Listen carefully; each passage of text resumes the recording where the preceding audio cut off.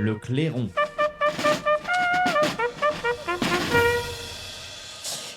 Et pour notre clairon, je vous rappelle donc l'archevêque de Paris, Laurent Ulrich, a présenté les grandes lignes de la réouverture de Notre-Dame de Paris. C'était dans je crois que c'était dans un communiqué. La réouverture de Notre-Dame de Paris qui est prévue pour le 7 et le 8 décembre. Et alors là, on apprend justement dans ce communiqué envoyé à l'AFP qu'Emmanuel Macron prendra la parole lors d'une cérémonie, attention, accrochez-vous, à l'intérieur de la cathédrale. Un événement qui coïncidera justement avec le retour du public après l'incendie dévastateur survenu le 15 avril 2019. Le président s'adressera à l'Assemblée à l'intérieur de la cathédrale et explique Monseigneur Ulrich et précise que c'était trop compliqué d'imaginer qu'on entasse le monde devant la cathédrale. Voilà pour l'explication. L'archevêque de Paris a plaisanté, même en affirmant qu'Emmanuel Macron ne recevrait pas les clés de Notre-Dame de Paris, nous voilà rassurés, car l'Église catholique en est l'affectataire. Mais il y aura tout de même un geste symbolique qui consistera peut-être à couper un ruban à l'intérieur de Notre-Dame. Mais ce moment, nous rappelle-t-on quand même, sera surtout marqué par un coup frappé à la porte de la cathédrale, signifiant le retour du clergé et des fidèles pour le service divin. Voilà. Alors, pour bien comprendre ce qui se joue là, parce que c'est, à mon avis, grave, eh bien, je suis très heureuse. Attendez, je vais reprendre mes fiches, voilà, de recevoir Jean-François Chemin. Bonjour Jean-François Chemin. Bonjour. Et merci beaucoup d'être avec nous. Vous êtes agrégé docteur en histoire, enseignant en histoire de l'Église et auteur de plusieurs livres dont Kiffe la France, une autre histoire de la laïcité, ça c'est chez Via Romana, et plus récemment Non, la France ce n'est pas seulement la République, chez Artege. Et votre dernier livre est également chez Artege, Ces idées chrétiennes qui ont bouleversé le monde. Alors justement, on y est dans les idées chrétiennes et d'ailleurs le principe de laïcité. Comment réagissez-vous à cette information ?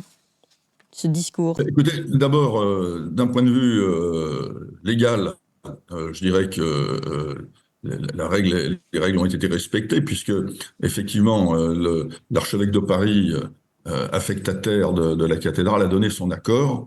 Donc ça laisse entendre qu'il aurait pu le refuser.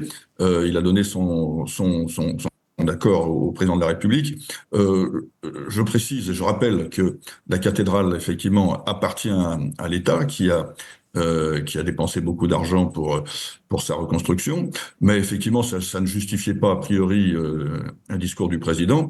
Voilà, donc l'archevêque a donné son accord. Je dirais que juridiquement, ça me semble incontestable. Alors si on s'arrête juste sur ce point juridique avant que vous ne développiez, si je reprends la loi du 9 décembre 1905, remaniée le 24 août 2021, il est interdit de tenir des réunions politiques dans les locaux servant habituellement à l'exercice d'un culte ou dans leur dépendance qui en constitue un accessoire indissociable.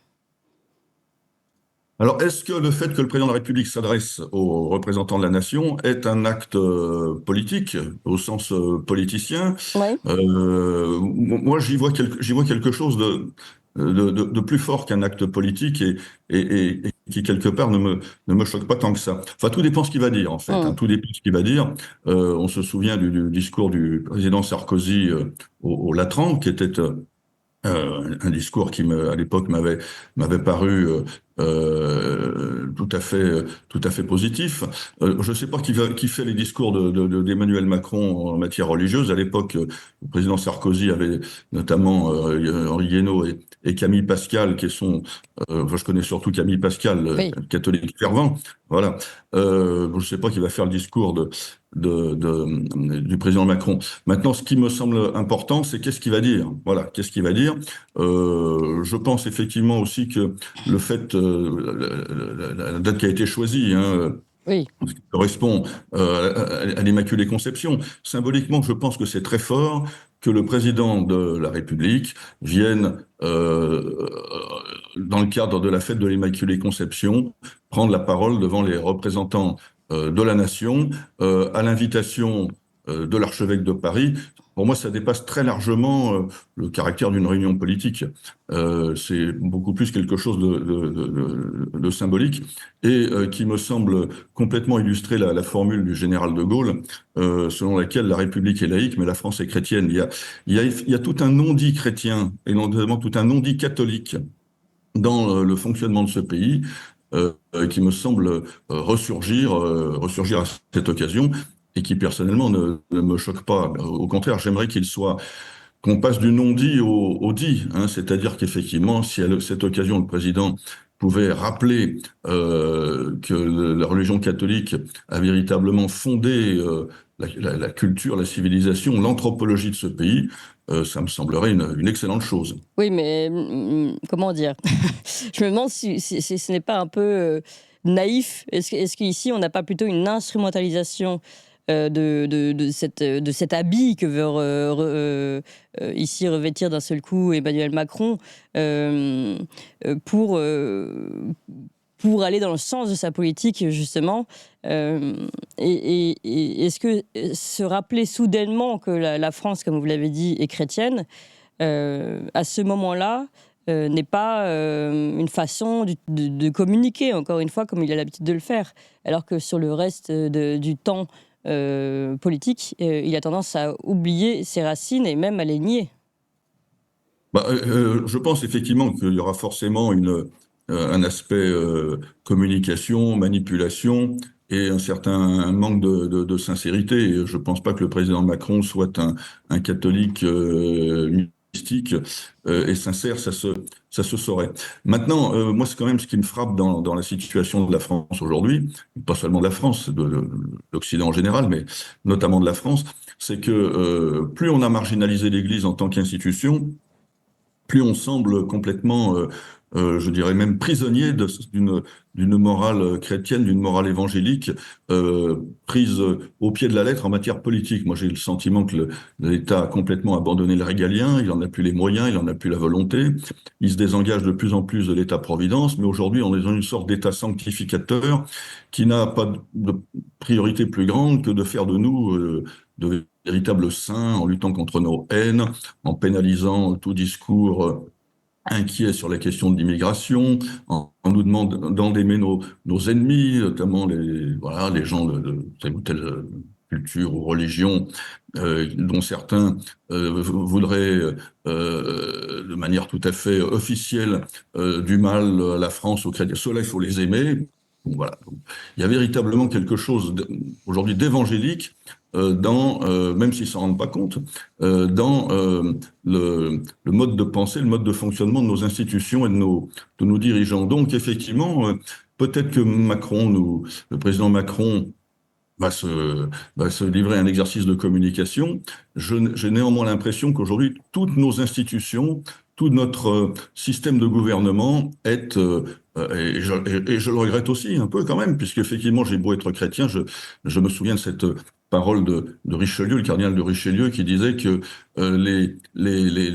la morale évangélique ne fait pas une bonne politique, et que celui qui serait un saint en tant que personne privée doit accepter de se damner en tant que souverain. Voilà.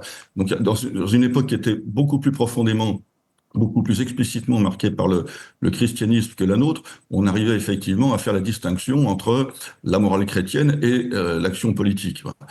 Aujourd'hui, on n'y arrive plus. Et il y a quelque chose qui me semble effectivement assez paradoxal, qui est que cette république qui se veut laïque et détachée de toute conception religieuse, eh bien, en fait, est totalement prisonnière d'une morale évangélique dont elle n'arrive pas à se détacher et par rapport à laquelle elle n'arrive pas à prendre de la hauteur ou de la distance, on va dire. Oui, malgré tout, est-ce que vous considérez, parce que vous dites, moi, je trouve ça plutôt une bonne nouvelle qu'un président se rappelle de ses racines chrétiennes, est-ce qu'il n'aurait pas pu tout simplement le faire sur le parvis de Notre-Dame de Paris? Il aurait pu le faire, mais bon, après ça, on va être le 8 décembre, donc je ne sais pas le temps qu'il va faire, même si on est supposé être effectivement en période de réchauffement climatique, il risque quand même de faire froid et bon, voilà. Et puis, puisque l'archevêque le lui a proposé, encore une fois, Oui, moi, mais donc il y a peut-être une ça me fait question à que se poser ça. du côté de l'archevêque aussi. Pourquoi ouvre-t-il les portes à un politique en particulier, enfin au président de la République, pour un discours, ce qui est quand même, je le rappelle, complètement inédit. Enfin, de mon côté, moi je trouve que ça pose beaucoup de questions, alors qu'Emmanuel Macron n'a vraiment pas fait preuve jusqu'à maintenant d'une volonté particulière de soutenir les racines chrétiennes de la France. Encore une fois, tout dépend ce qu'il va dire. On aura peut-être une divine surprise et un discours sincère ou pas, encore une fois. Oui, Et je serais pas étonné, habile comme il est, qu'il nous livre un discours de bonne facture sur le sujet. Encore une fois, on a eu l'exemple du président Sarkozy qui nous a laissé de belles surprises de ce point de vue-là. Donc moi j'attendrai ce discours pour juger sur pièce et je ne serais pas étonné qu'on ait un discours qui nous rappelle Oui. les racines chrétiennes de la France. Il en est capable, Mais bien le sûr, il président en est de la capable. République. Les discours, il en est tout à fait capable. Ce sont les actes qui manquent et peut-être la sincérité derrière, ou l'axe politique. Ah bah ça d'accord, sauf qu'effectivement, le 8 décembre, il aura juste l'occasion de faire un discours. Maintenant, les actes, il est clair que ils ont un petit peu manqué, mais je dirais qu'un discours, ce sera mieux que rien, voilà, du point de vue D'accord, donc symbolique. vous, c'est ce que vous attendez. En tout cas, on a bien compris. Merci beaucoup, Jean-François Chemin. Je rappelle votre dernier livre, Ces idées chrétiennes qui ont bouleversé le monde, chez Artege. Il y a aussi Non, la France, ce n'est pas seulement la République, chez Artege également. Merci beaucoup à vous, Jean-François Chemin, et Toxin continue.